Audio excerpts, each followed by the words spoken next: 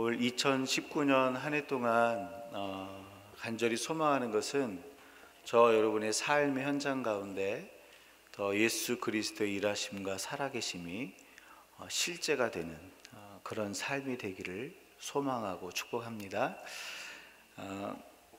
우리가 입는 옷이나 신발이 낡으면 새 것으로 바꿉니다. 집도 낡거나 망가지면 수리를 합니다. 왜냐하면 제 기능을 하지 못하기 때문입니다. 제 기능을 할 수 있도록 새 것으로 바꾸거나 수리를 합니다. 존재의 목적과 기능을 회복시키기 위해서 새 것으로 바꾸죠.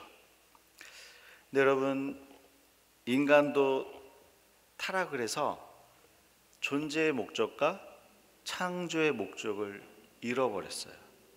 그래서 인간도 다시 새로운 피조물, 재창조가 필요합니다. 왜냐하면 존재의 목적대로 살아가야 되기 때문에. 인간이 타락한 이후에 어떤 존재의 목적을 잃어버렸냐면 하나님을 영화롭게 해야 되는 삶의 목적을 잃어버렸어요.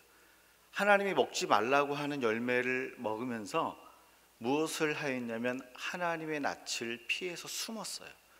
숨었다는 건 뭐냐면 하나님과의 관계에 단절이 일어나는 거예요. 하나님을 만나야 되는데 하나님을 피해서 숨으니까 어떻게 하나님의 영광을 위해서 살 수 있겠습니까? 존재의 목적을 상실한 거죠. 인간이 타락한 뒤에 또 한 가지의 존재의 목적을 어떻게 잃어버렸냐면 나 자신과의 관계가 깨져버렸어요. 하나님 안에서 그 부어주신 은혜와 사랑으로 그 사랑이 풍성히 넘쳐서 그 사랑을 흘려보내야 되는데 하나님과 관계가 깨진 이후에 나와 나 자신 사이의 관계가 깨지니까 무슨 일이 벌어졌냐면 무화과 나무 잎으로 자기 자신을 가리고 숨었단 말이죠. 왜 무화과 나무 잎으로 자기 자신을 가렸을까요? 부끄러운, 정죄가, 내가 봐도 내가 싫은 거예요. 나 자신이 나 자신과의 관계가 깨졌어요. 내 자신이 안에서 존귀함이 일어나야 그 존귀함이 흘러가고 기쁨이 흘러갈 텐데 나와 나 자신 사이의 관계가 깨져버리니까 아내에게도 남편에게도 함부로 얘기가 나가는 거죠. 자기 생각대로 말과 행동이 세상 가운데 나가는 거죠. 존재 목적을 잃어버렸어요. 또 한 가지, 나와 나 자신의 관계가 깨진 사람이 나타나는 또 다른 특징은 뭐냐면 이웃과의 관계가 깨져요. 여러분 그거 아세요? 왜 아내가 남편을 용납을 못하고 남편이 아내를 용납 못하는 줄 아세요? 첫 번째는 뭐냐면 내 자신과 내 자신의 관계가 깨졌기 때문에 그런 거예요. 내 자신이 풍성하게 하나님 사랑 안에서 용납이 된 사람은요, 상대방이 용납되어 줄 수 있는 공간이 만들어져요. 근데 내 자신조차도 용납이 안 되니까 다른 사람이 들어올 수 있는 공간이 없는 거예요. 제가 몇 주 전에 여기서 부부 사이에 생긴 신조어 말씀드렸죠. 너는 내 인생의 로또야. 맞는 게 없어. 맞는 게. 왜 그럴까요? 서로 존귀하게 안 보니까 맞는 게 없는 거죠. 여러분, 그래서 나와의 관계가 깨진 사람은 또 어떤 창조 목적을, 존재 목적을 잃어버리냐면 내 옆에 있는 사람하고도 사랑할 수 없는, 그 사람을 존귀히 여길 수 없는, 하나님이 내게 주신 선물로도 여길 수 없는 그러한 모습으로 살아가게 된다는 거죠. 또 한 가지는 사회와 세상과의 관계가 깨져버린 거예요. 원래 하나님께서 천지를 창조하셨을 때 아름답고 선하고 풍성한 열매들이 이 땅 가운데 맺어지기로 돼 있었어요. 그런데 타락한 이후에 어떤 일이 벌어집니까? 엉겅퀴를 내요, 땅이. 그렇죠. 쓴뿌리를 내는 거예요. 그러니까 자원이 제한되어 있어요. 내 쓸 것이 부족해요. 자원이 제한되어 있고 쓸 것이 부족하니까 어떤 일이 벌어집니까?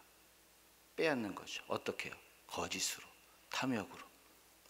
거짓으로 지식을 빼앗고, 부정으로 지식을 빼앗고, 나의 수고가 아닌 다른 사람의 수고를 내가 빼앗아 오는 거죠. 이 존재 목적이 상실됐어요. 여러분이 존재 목적을 상실된 상태로 창조주 하나님께서 인간을 두시는 게 맞습니까? 아니요. 하나님은 존재 목적을 상실해버린 인간을 다시 회복시키길 원하세요. 그게 뭐냐면 재창조예요. 새로운 피조물이에요. 새로운 피조물이 되지 않고서는, 저와 여러분이 새로운 피조물이 되지 않고서는 하나님과의 관계가 회복되지 않고요, 내 자신과의 관계도 회복되지가 않아요. 내 자신과의 관계가 회복되지 않으면 내 옆에 있는 사랑하는 사람도 회복이 안 되는 거예요. 내 옆에 있는 이웃을 사랑하지 못하게 되면 내게 맡겨진 직장, 사회, 세상 가운데 쓴뿌리를 낼 수밖에 없는 거예요. 다 문제가 되는 거죠. 그래서 하나님 결정하셨어요. 뭘 결정하셨냐면, 이 모든 관계를 회복시키기 위해서 인간의 존재 목적을 회복시켜야겠다. 인간의 존재를 회복시켜야겠다. 그게 뭐냐면 재창조예요. 새로운 피조물이에요. 오늘 말씀에는 새로운 피조물이 어떻게 되는지에 대해서 말씀해 주고 있어요. 어떻게 저와 여러분이 새로운 피조물이 됩니까? 오늘 말씀해 보니까 이렇게 됐어요. 그런즉 누구든지 그리스도 안에 있으면 새로운 피조물이, 누구든지 어느 예외 하나도 없이 예수 그리스도 안에 있으면 새로운 피조물이 된다라고 선포하고 있어요. 하나님께서 예수 그리스도 안에서 우리를 새로운 피조물로 창조하셨어요. 그러니까 예수 안에 있지 않으면 이것은 무슨 얘기인지 모르는 거예요. 비밀이 되는 거예요. 사실은 비밀은 아니에요. 이미 다 복음을 선포하셨기 때문에. 공개된 비밀이라는 거 아세요? 공개된 비밀? 말이 옆에가 있죠. 공개했는데 무슨 비밀이에요?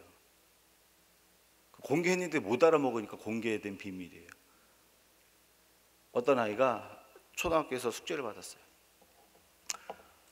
영어 숙제를 받았어요. 단어 하나를 조사해봐라. 시크릿. 무슨 뜻인지 알아봐라. 근데 노력하기 싫은 거예요. 그래서 인터넷에 들어갔어요. 포털 사이트에다 시크릿 뜻이 뭐예요? 내공 점수 많이 줄게요. 그래서 한 사람이 지나가면서 딱 댓글을 달았습니다. 그거 비밀인데. 그러니까 두 번째 사람이 또 그 댓글을 보고 또 댓글을 달았어요. 뭐라고 달았을까요? 그러지 말고 알려주지. 답을 다 달았는데 알려달라는 거예요. 이미 다 알려줬는데 뭘 또 알려줘요? 이게 공개된 비밀이에요. 알려줬는데 못 알아먹어. 여러분, 예수 안에 있으면 새로운 피조물이 돼요. 근데 예수 안에 들어와 있는 경험이 없으니까 이걸 못 알아먹는 거예요. 이 은혜가 뭔지 몰라요. 그렇다면 그리스도 안에서 우리를 어떻게 새로운 피조물로 창조하였을까요? 로마서 3장 24절 말씀입니다. 같이 읽습니다. 그리스도 예수 안에 있는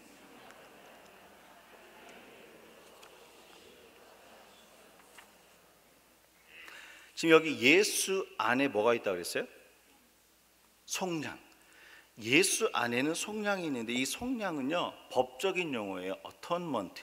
값을 지불하고 사오는 거. 이게 굉장히 중요해요. 법적인 용어는요, 그게 그대로 실행이 되는 거예요. 저와 여러분은 죄의 권세 아래에 있었어요. 원래 저와 여러분의 오너십이 누구에게 있었냐면 죄와 사망의 권세 아래에 있었어요. 그런데 예수께서 십자가에서 자기의 보혈의 값을 주시고 우리를 사오셨어요. 어디로요? 죄와 사망의 권세 아래에 있는 저와 여러분을 하나님의 것으로 사오신 거예요. 오너십이 바뀐 거예요. 하나님의 것, 하나님의 소유가 된 거예요. 그런데 예수 안에 있는 이 속량으로 말미암아 하나님의 소유가 되면 그 다음 말씀이 뭐예요? 말씀 한번 올려줘 보세요. 은혜로 값없이 의롭다 하심을 받는 거예요. 자 보세요. 예수 안에 있는 속량으로 말미암아, 예수 안에 있는 속량으로 말미암아 저와 여러분이 하나님의 소유가 되면 그 다음에 하나님의 은혜로 값없이 의롭다 하심을 받는 자가 되는 거예요. 하나님의 소유가 되면 하나님의 은혜가 값없이 따라오는 거예요. 여러분, 만약에 어떤 한 사람이 고아를 양자로 드리기로 했어요. 양자로 들여다 놓고 그래 내가 너 양자 됐으니까 너 양자로 삼았으니까 그냥 그러고 살아. 이런 사람 봤어요? 여러분 보셨나 보죠? 양자로 드리면 어떻게 해요?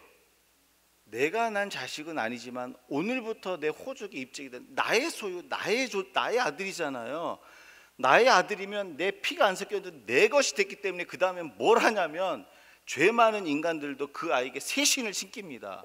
옷을 입히는 거예요.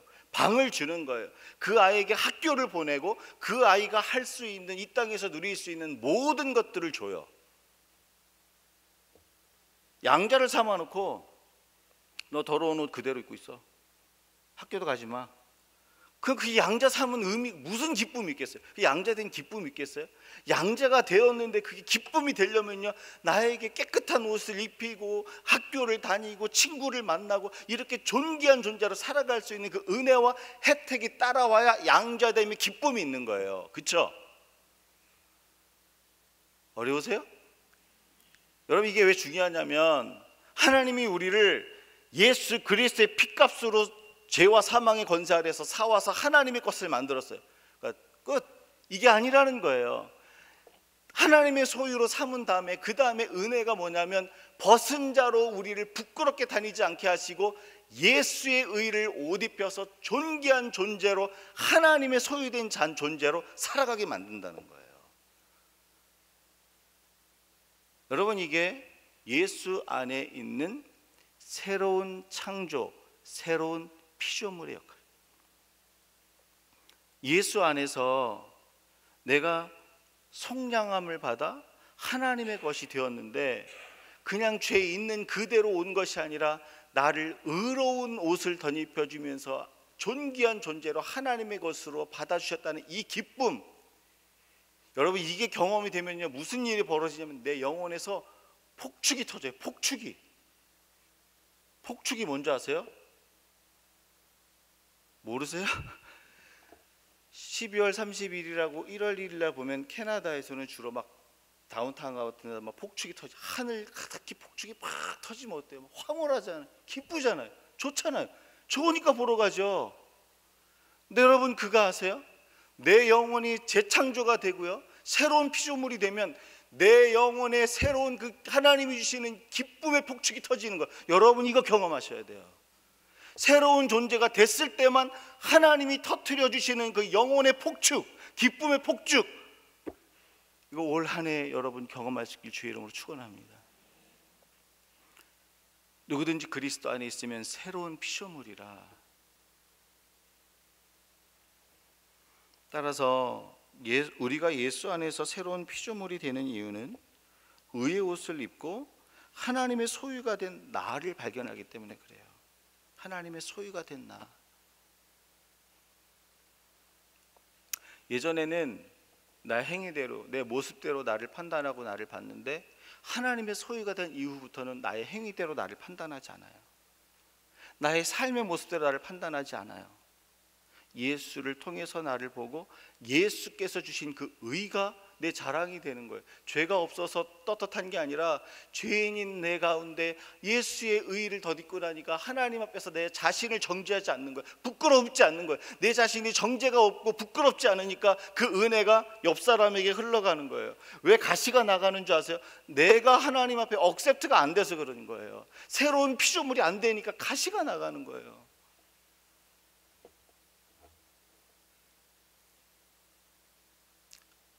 여러분 저는 새로운 피조물이 돼서 가정에서 이런 노래를 불렀으면 좋겠어요. 남편이 아내가, 아내가 남편에게 아직도 그대는 내 사랑 수많은 세월이 흘러도.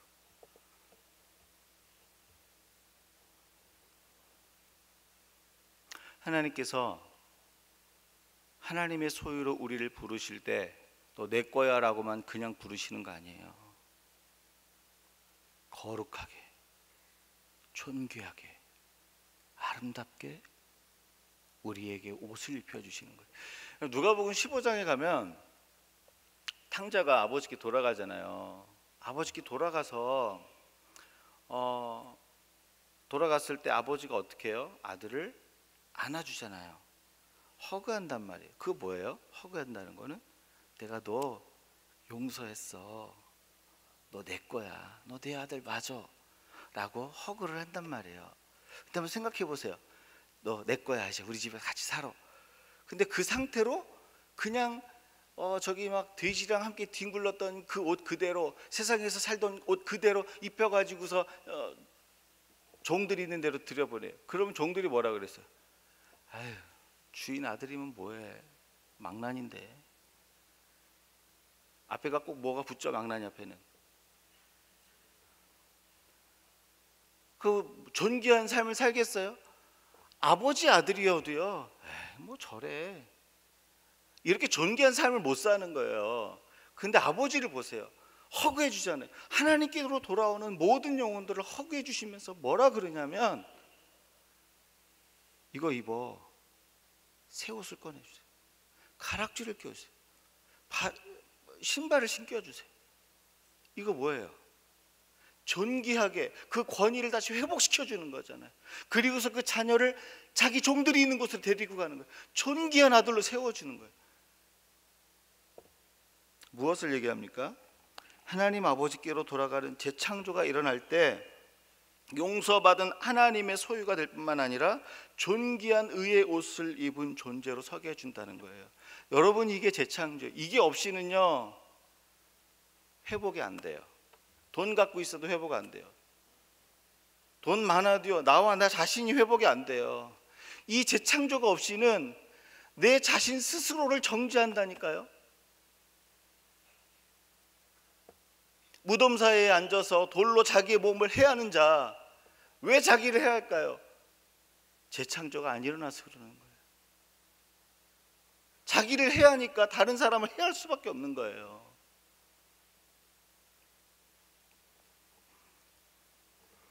사랑하는 여러분, 근데 기억하세요.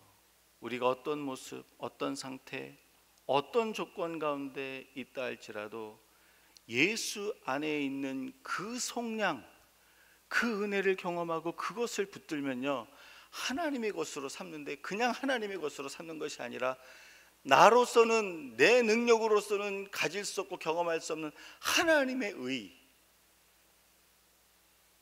지금은 뭐 새 옷 사면 애들이 좋아하는지 안 좋아하는지 모르겠지만, 옛날에는 추석, 뭐 또 뭐죠? 구정, 이때 새 옷 사주잖아요. 그때 두툼한 옷, 뭐 이런 거 막 좀 좋은 옷 한번 그때 한번 입어보잖아요. 그때 마음이 어떠셨어요?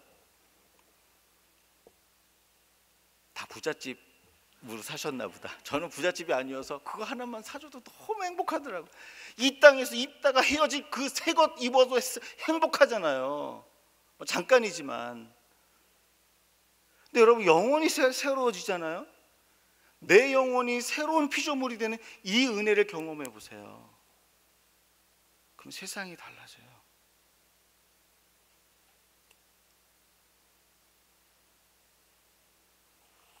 이거 믿으십니까?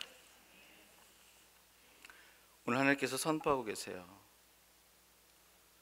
예수 안에 있을 때 하나님의 소유가 되어 의의 옷을 입고 있는 나를 보는 영적인 시각이 열리는 거예요. 그게 새로운 피조물이에요. 이 은혜를 가지고 살라라고 하나님 선포하고 계십니다. 그런데 예수 안에 있는 이 새로운 피조물이 되기 전에 나를 바라보는 두 가지 잘못된 관점들이 있어요. 인간적인 관점. 이거를 좀 분별을 해야 돼요. 우리가 하나님의 소유가 되기 전 어둠과 죄 아래 있을 때 나를 바라보는 인간적인 두 가지 시각. 그 첫 번째가 뭐냐면, 하나가 윤리적이고 도덕적이어야 하나님께서 나를 받아주신다는 생각. 여러분, 이게 예수를 처음 믿거나 아니면 굉장히 더 윤리적이고 도덕적인 분들이 계세요. 교회 안에 있어도. 그래서 내가 더 윤리적이고, 내가 더 도덕적이고, 내가 더 깨끗하고, 내가 다른 사람들 보기에 겉으로 번지를 해야, 다른 사람들이 인정해 줄 만한 그런 윤리적이고 도덕적인 모습이 있어야 하나님이 나를 받아주신다라는 이런 시각으로 나를 바라보는 자들이 있어요. 이건 뭐냐면, 구원을 위해서 내가 도덕적이고 윤리적인 값을 내 편에서 치르려고 하는 시각이에요. 이거는 나로부터 시작된 복음. 제가 여기서 몇 번 말씀드렸지만, 나로부터 시작된 복음, 인본주의 복음이에요. 여러분, 근데 그거 아십니까? 도덕적으로 윤리적으로 세상 사람들 가운데서 가장 깨끗한 삶을 가지고 간다 할지라도 그 모습을 가지고 하나님께 가는 사람들에게 남는 한 가지가 있어요. 그게 뭐냐면 그 도덕적이고 윤리적인 깨끗한 모습으로 하나님께 가까이 가면 갈수록 하나님은 더 멀리 가세요. 절대 가까이 올 수가 없어요.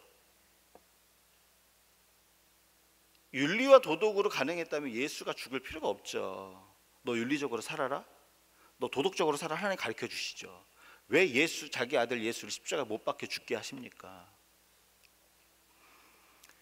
여러분, 윤리적으로 도덕적으로 살려고 할 때 이 세상에서 제일 열심히 살았던 사람 중에 한 사람이 누구냐면, 자, 여기서 한 2번 얘기했던 것 같아요. 마틴 루터, 종교개혁자 마틴 루터가 자기 고백록에 이런 책을 썼어요.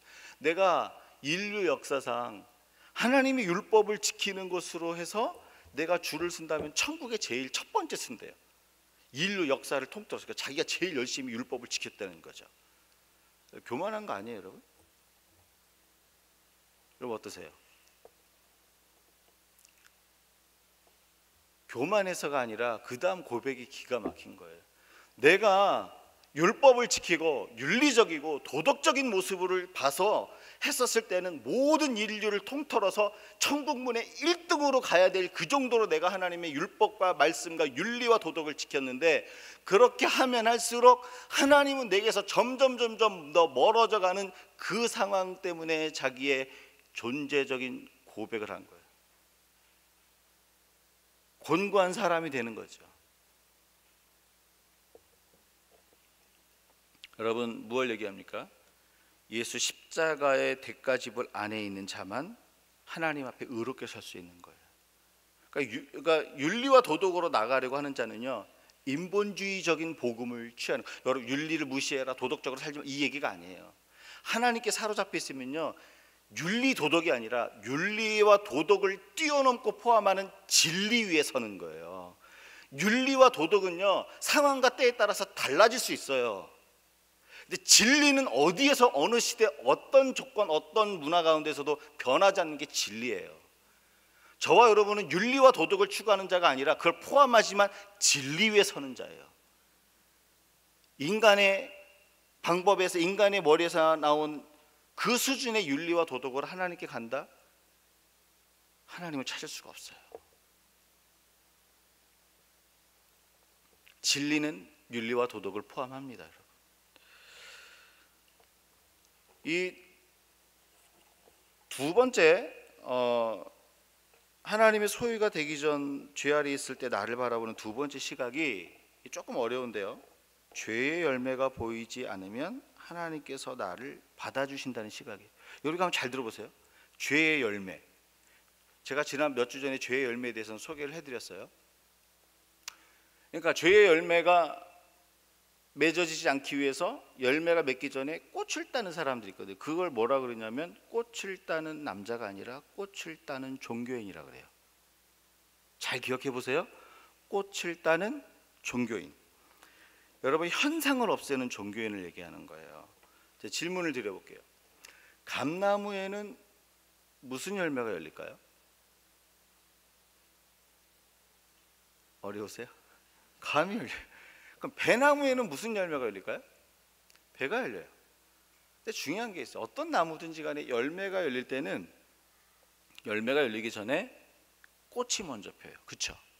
꽃이 먼저 피는데 그 암술에 꽃가루가 붙는 그 수분이 되어야 그게 이제 열매가 되는 거잖아요.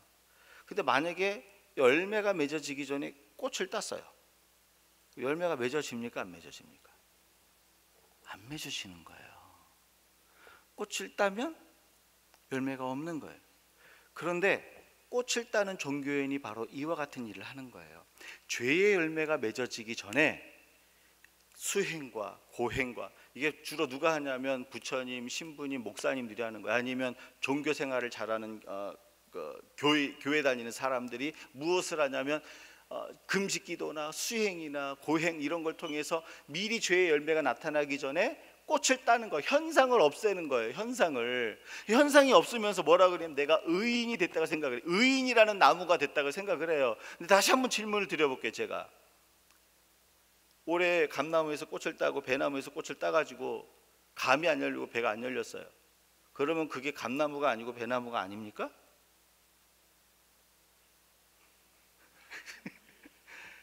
내년에 또 꽃이 피고 열매가 맺으면 감이 열리고 배가 열려요. 여러분 지나가서 감나무에 감이 없다 그래서 그 감나무 아니라고 말하는 사람이 어디 있어요? 안 보여도 감나무 다 알지. 저와 여러분이 이제 교회 생활을 열심히 하고 그러다 보면 자칫 잘못하면 현상을 따는 죄의 열매가 맺어지기 전에 깨끗하게 보이는 현상을 꽃을 따는 현상을 업돼서 내가 꼭 마치 의인이라고 생각하는 경우가 많아진다라는 거예요. 죄인은 의인이 될 수가 없어요. 꽃을 따서 의인이 되는 거, 현상을 없애서 의인이 되는 거, 이게 어두움 가운데 있었을 때 나를 바라보는 시각이에요. 조금 어려우셨어요? 그래서 여러분 오늘 무엇을 얘기하냐면, 하나님은 무엇을 얘기하냐면 너희가 꽃을 따서 의로운 존재가 되는 게 아니에요.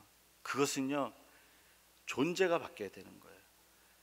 돌감나무인 저와 여러분, 죄인이라는 나무가 우리를 위해서 십자가에서 죽으신 예수 그리스도의 존재를 믿을 때 저와 여러분의 존재를 통째로 들어서 거기에 접붙이는 거예요. 새로운 창조가 일어나지 않고는 죄인이 의인이 될 수가 없어요. 제가 어려운 질문 한번 드려볼게요. 돌감나무에서 창감나무가 열리려면 어떻게 해야 돼요? 돌감나무를 베서 참감나무에 첩을 붙여야 되죠. 상식이죠. 근데 우리는 뭐라 그러냐면 죄인이란 이 나무에서 죄의 열매가 보이지 않게 해서 꽃을 따면서 내가 의인이 됐다고 생각하는 거예요. 천만의 말씀. 저와 여러분은 나를 위해서 십자가에서 죽으신 그 예수 그리스도께 접붙여지는 것 외에는 의인이 되는 길이 없어요. 그래서 예수 안에 있는 속량으로 하나님의 소유가 된 후로부터는 윤리와 도덕적인 존재로 하나님 앞에 서지 않습니다. 죄의 열매가 보이지 않도록 현상을 없애는 종교인으로 하나님 앞에 서지 않는다는 거예요. 예수 안에 있는 속량은 저와 여러분을 죄와 사망의 권세 아래 있는 저와 여러분을 사서 하나님께 드리는 거예요. 하나님의 소유가 되는, 하나님의 소유가 되는데 그냥 되는 게 아니라 거룩한 의의 옷을 입고 서니까 두려움이 없는 거예요. 영광을 경험하는 거예요. 죄가 없어서 내가 의인이 된 것이 아니라 하나님의 의로 덮어주시니까 스스로를 정죄하지 않는 용서받은 죄인 의인이 된 거예요. 그러니까 나를 정죄하지 않으니까 그 은혜가 남편에게 아내로 흘러가. 여러분 이거 기억하셔야 돼. 이 새로운 변화, 이 새 창조가 있지 않으면 결코 가정도 안 변하고 직장도 안 변하고 내 삶도 안 변하고 아무것도 안 변해.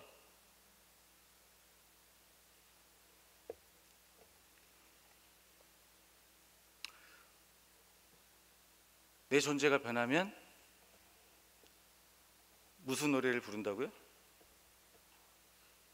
아직도 그대는 내 사랑. 아무 데나 가서 부르시면 안 돼요. 오직 가정에서만. 사랑하는 여러분, 하나님께서 저와 여러분 가운데 새 창조를 그리스도 안에서 하셨다라고 선포하고 계세요. 이 경험을 오래 하셔야 돼요. 풍성하게, 날마다, 깊게, 넓게, 높게. 이 은혜를 누리길 주의 이름으로 축원합니다. 두 번째이자 마지막으로, 하나님께서 우리를 예수 안에서 어떻게 새로운 피조물로 창조하셨을까요? 로마서 8장 38절과 39절입니다. 같이 읽습니다. 내가 확신하노니 사망이나 생명이나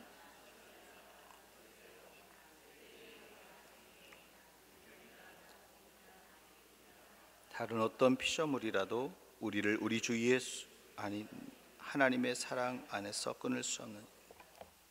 아까 로마서 3장 24절에는 예수 그리스도 안에 있는 속량으로 말미암아 우리가 예수의 의를 입고 하나님의 것이 됐다 그랬어요. 그의 새로운 피조물로서의 변화예요. 그런데 그렇게 새로운 피조물로 변화가 되면 그 그리스도 안에 있는 또 다른 하나의 은혜가 있어요. 뭐죠? 오늘 말씀해 보니까 뭐가 있어요? 우리 주 그리스도 예수 안에 있는 뭐요? 하나님의 사랑이 새로운 예수 안에서 새로운 피조물로 변화가 되면 예수 안에 있는 하나님의 사랑, 끊을 수 없는 하나님의 사랑이 나를 날마다 변화시킨다는 거예요. 그게 은혜예요. 여러분, 사랑은 어디 있습니까? 내 마음 속에. 여러분, 사랑은요 하나님께 있어요. 그래서 우리가 하나님 안에 있고 예수 안에 있어야 사랑이 흘러오는 거죠. 저와 여러분 설교하고 있는 저로부터 사랑이 없어요. 나에게 사랑이 있다고 생각하는 것은 둘 중에 하나예요. 착각이거나 정말 하나님의 사랑을 받아서 흘려보내거나. 여러분, 인간이 나 자신과의 관계가 깨지고 이웃과의 관계가 깨지고 이 세상과 사회와의 깨진 관계로 살아가는 것은 뭐냐면 하나님의 사랑이 결핍되었기 때문이라고 그랬어요. 사랑이 안 흘러가니까 나도 용납이 안 되고 너도 용납이 안 되고 모두가 용납이 안 되는 거예요. 여러분, 사람이 인간의 사랑만 주고받아도요 사람이 달라요. 사람이 잘 변하는 사람의 사랑만 주고받아도 콧소리가 나와요. 그렇죠? 행복하잖아요. 행복하니까 콧소리가 나와요. 그리고 막 사랑을 주고받을 때는요 막 화를 낼 일들이 막 옆에 보이지만 괜찮아. 근데 사랑이 사라지고 스트레스가 만땅되면 어떻게 돼요? 화 안 낼 일인데 화내는 거죠. 아빠가 목사인데 아빠가 그렇게 화내면 돼? 이런 소리 듣는 거죠. 이런 소리. 예? 사랑이 우리를 생각을, 언어를, 감정을 다르게 표현하게 만든다는 거예요. 오늘 성경은 예수 안에 끊을 수 없는 하나님의 사랑이 풍성하다라고 얘기하고 있어요. 하나님의 사랑을 경험하면요 나 자신과의 관계가 달라요. 여러분 이거 경험하세요. 나 자신과의 관계가 먼저 회복되어야 그 다음 순차적으로 회복이 되는 거예요. 나 자신과의 관계는 하나님의 사랑과 새로운 피조물에 의해 새로운 피조물이 되는 이 경험을 하지 않으면 나와 내 자신과의 관계 자체가 회복이 안 되는 거예요. 근데 사랑이 오면 내 자신이 회복되고 이웃과의 관계가 회복되고 세상과의 관계가 회복돼요. 여러분, 새벽 기도하다가 주로 이제 새벽에 이런 경험을 많이 하잖아요. 하나님의 사랑이 부어지면 어떻습니까? 하나님 사랑이 딱 부어지면 똑같은 길, 똑같은 건물, 똑같은 동네인데 가는 그곳이 아름다워 보이잖아요. 오늘도 너무 행복해요. 그 부슬부슬 내리는 밴쿠버 겨울은 어찌 이렇게 따뜻한가 감사하고 여기 있는 게 너무 기쁘고 감사해요. 근데 은혜가 떨어지면 어떻게 돼? 사랑이 떨어지면 이 지긋지긋한 이 밴쿠버 내가 여기 왜 왔나? 이렇게 생각되지 않아요? 하나님의 사랑이 충만한 상태에서 새벽 예배 딱 끝나고 같이 가면 어떻게 해요? 잠자고 있는 아이 아직 학교 갈 시간이 됐는데 빨리 일어나지 않지만 너무 귀해요. 근데 은혜가 떨어져 들어가면 어떻게 저거 학교 갈 시간이 다 됐는데 저거 자빠져 자고 있다.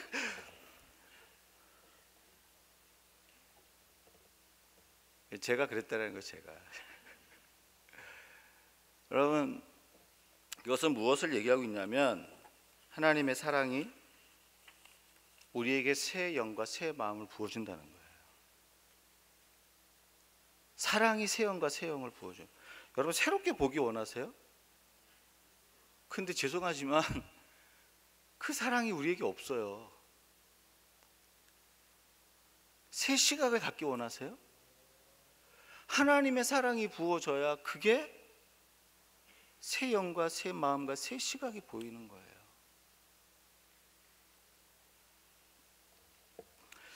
따라서 우리가 예수 안에서 새로운 피조물이 되는 이유는 하나님의 끊을 수 없는 사랑을 통해 새 마음과 영을 공급받기 때문에 그렇습니다. 하나님의 사랑을 통해 새 마음과 새 영을 공급받으면요 나와 내 자신이 먼저 달라져요. 이게 여기부터 시작이에요. 여기를 건너뛸 수가 없어요. 나를 건너뛸 수가 없어요. 나와 나 자신의 관계, 그 다음에 이웃과의 관계, 세상과의 관계. 창세기 39장에 보면 요셉이 노예로 팔려가죠. 강간미수범으로 오해를 받고 감옥에서 생활합니다. 10여 년 동안 정말 고생 많이 하고 고난 가운데 있었어요. 근데 그 10년을 지나갈 때 성경이 요셉을 향해서 뭐라고 얘기한 줄 아세요? 하나님과 동행했대요. 하나님과 동행한 믿음의 사람이었는데, 믿음의 사람이면 고난 가운데 마음이 안 힘들까요? 고난이 왔을 때? 하나님의 사람, 믿음의 사람이어도 고난이 오면 믿음이 힘들어요. 여러분 너무 표현하셔도 돼요. 안 힘든 척 하지 마세요. 힘들면 힘들다고 얘기를 하셔도 돼요. 요셉이 그랬어요. 요셉은 안 그런 것 같잖아요. 요셉 한번 살펴볼까요? 총리가 됐어요. 총리가 돼서 이제 곡식을 나눠주는 때가 될 때 형제들이 찾아왔잖아요. 형제들이 찾아왔을 때 제일 먼저 한 게 뭔지 아세요? 너네 첩자지? 그래서 3일 동안 감옥에 가뒀어요. 3일 동안 감옥에 가뒀다는 것은 기분이 좋아서 가둔 거예요? 아니면 마음에 아직 뭔가가 해결이 안 돼서 가둔 거예요? 해결이 안 된 거예요. 기쁘지 않습니까? 믿음의 사람도 이럴 수 있어요. 이럴 수 있어요.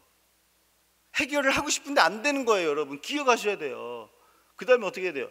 너네 중에 막내가 베냐민이라고 그랬지? 베냐민 데리고 와. 그때까지 시므온 볼모야. 시므온 감옥에 가뒀어요. 사람들 왔을 때 막 은잔을 집어넣고요. 뭐 너네 지금 뭐 속이는 거지? 왜 그랬을까요? 형들을 오랜만에 만났기 때문에 한번 재밌게 해보려고? 아니요. 마음이 힘든 거예요. 나중에 결국 어디 들어가서 울잖아요. 마음 해결이 안 되니까. 믿음의 사람이어도 고난 받으면 힘든 거예요. 아픈 거예요. 괴로운 거예요. 그 정상이에요. 아픈 거예요. 그때 새롭게 돼야 돼요. 근데 우리 안에는 그게 없어요. 그때 하나님의 사랑이 필요한 거예요. 창세기 45장 5절에 보니까 하나님의 사랑이 요셉을 만졌던 것 같아요. 왜냐하면 이런 고백이 나와요. 이렇게 얘기합니다. 형제들을 향해서 요셉이 이렇게 얘기하죠. 당신들이 나를 이곳에 팔았다고 해서 근심하지 마소서. 그래서 한 번은 찝었잖아요. 그렇죠? 나를 팔았다고 해서 근심하지 마소서, 한탄하지 마소서. 하나님이 생명을 구원하시려고 나를 당신보다 먼저 보내셨나요? 나를 이리로 보낸 이는 당신들이 아니요 하나님이시라. 여러분 지금 뭘 깨닫고 있는 거예요? 분명히 자기 형제들이 팔았는데 하나님이 나를 보냈다는 거예요. 생각해 보니까 총리가 돼서 자기 가족을 구하고 세상을 구하는 이게 보니까 하나님의 사랑이 내 가운데 있지 않으면, 하나님의 뜻과 사랑이 나를 붙들어 주지 않으면 이 일은 있을 수 없다라는 거죠. 그 사랑이 부어지니까 나에 대한 해석부터 달라지잖아요. 나를 이리로 보내신 이는 당신들이 아니요. 정말 당신들이 안 보냈어요? 형제들이 보냈잖아요. 근데 아니라는 거죠. 나에 대한 해석, 나와의 관계가 해결이 됐어요. 그 다음 뭐라고 그랬습니까? 당신들이 아니요 하나님이시라. 나중에 그러잖아요. 내가 당신과 당신의 자녀들을 기르리이다. 그들에 대한 오해도 해석이 다 풀렸어요. 그리고 나중에 또 무슨 얘기를 합니까? 온 땅을 구원하시기 위해서 나를 이 땅의 치리자로 삼으셨나이다. 역사를 해석하는 새로운 영을 갖게 됐어요. 무엇을 얘기합니까? 하나님의 사랑이 나와의 관계를 회복시키고 이웃과의 관계를 회복시키고 세상과의 관계를 회복시키는 거예요. 새로운 피조물로서 새 영과 새 마음을 가지고 살아가게 하는 거예요. 여러분 마음이 새로워지고 생각이 새로워지면요, 받아들이는 각도가 달라지고 이해도가 달라져요. 제가 마지막 미국에서 있었던 이야기를 하나 하고요, 말씀을 마치겠는데요. 미국에서 실제 있었던 이야기입니다. 미국의 한 버스 안에서 있었던 일인데요. 한 아버지와 5살 된 정도 아이가 버스 안에서 탔어요. 근데 이제 5살 아이가 에티켓 없이 막 소리를 지르고 버스 안에서 시끄럽게 하는 거예요. 한 승객이 이제 두어 번 주의를 줬는데 아이는 멈추지 않아요. 아빠도 아이를 멈출 생각도 없고 힘도 없고 그런 의지도 없는 것 같아요. 승객들이 생각을 합니다. 저 사람은 뭐 하는 사람이길래 아이를 가르치지 않지? 북미에서는 공공 질서와 에티켓을 굉장히 중요시 여기잖아요. 물론 한국은 우리 아이 기 떨어지게 왜 참견이야? 공공 질서와 에티켓보다는 우리 아이 기 살려주는 거. 그렇게 기 살려줘서 그 아이가 커서 장차 뭐가 될지 정말 걱정이 돼요, 저는. 여러분, 북미권에서는 이게 너무 힘든 거예요. 그러니까 참다 못해 한 승객 얘기를 한 거예요. 아버지한테 뭐라 그러냐면, 왜 아이를 단속하지 않고 질서를 지키지 않습니까? 맞는 얘기예요. 여기 문화에서 맞는 얘기고 반드시 해야 될 이야기일 수도 있어요. 근데 이 아버지가 그 승객들에게 얘기를 해요. 죄송합니다. 제가 지금 우리 아이의 엄마를 장례하고 오는 중이어서 제가 지금 경황이 없고 정신이 없어서 그랬습니다. 죄송합니다. 이 이야기를 듣는 순간 승객들, 그 말을 한 사람과 승객들의 마음이 미안해졌어요. 그리고 그 아빠와 5살짜리 아이를 바라보는 시각과 생각이 달라졌어요. 무엇을 얘기하는 걸까요? 새로운 마음과 생각은 나 자신과 이웃과 상황을 새롭게 만들어주는 거예요. 그런데 이 새 마음과 새 영이 바로 하나님의 사랑을 통해서만 충만하게 되는 거예요. 사랑하는 여러분, 저와 여러분 안에는, 이 마음 안에는 사랑이 없어요. 세상을 이길 능력이 없어요. 새롭게 볼 수 있는 새 영과 새 마음이 없어요. 나 자신조차도 새롭게 볼 수가 없어요.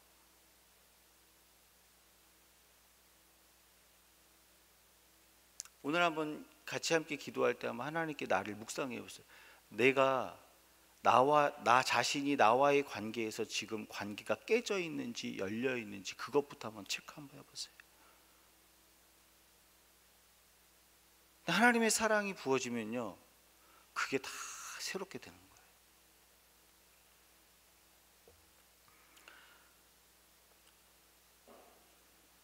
저와 여러분을 하나님의 사랑 안에서 사는 새로운 피조물이라고 오늘 선언하고 계세요. 말씀을 정리합니다. 예수 안에 있는 성령으로 인해 우리가 의의 옷을 입고 하나님의 소유가 됐어요. 새로운 피조물이에요. 이 새로운 피조물이 되었을 때 나와의 관계, 아내 남편의 관계, 세상과의 관계는 회복이 됩니다. 그 예수 그리스도 안에 있는 끊을 수 없는 하나님의 사랑이 저와 여러분 안에 새 영과 새 마음을 부어주세요. 그래서 새로운 존재로 살아가게 한다라고 선포하고 계세요. 오늘 이 말씀을 기억하시면서